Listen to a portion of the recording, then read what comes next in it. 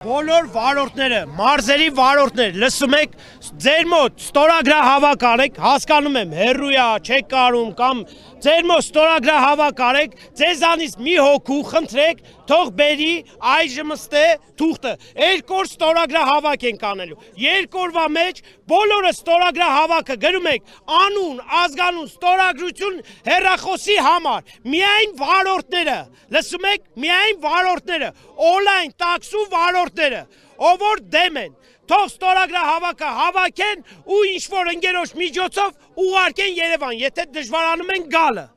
այդքանը, շնորհակալություն։ Ամենակարևոր մի հատ ամենակարևոր Մենք եթե մեր պահանջը չբավարարվի, մենք բոլոր վարորդներով Կիրակի օրը մենք լսել եք Եվի, տեղյակ եք, Կիրակի օրը հրապարակը մենք մեր պահանջը ներկայացնել ենք, բայց դա թեթև պահանջ էր։ Ոչ խախտել ենք, ոչ ճամփա ենք փակել, ոչ մի բան։ Դանդաղ գնացել ենք ու սաղ, даже туристներ ասում էին, это свадьба, что ли? Ասում եմ, нет, это не свадьба, это бунты։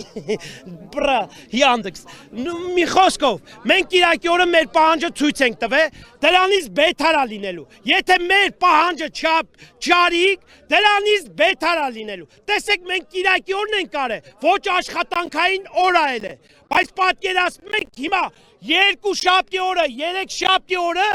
500 ավտոմեքենա դանդաղ գնա քաղաքով դեպի հրապարակ։ Պատկերացնում եք քաղաքի վիճակը ինչ է լինելու։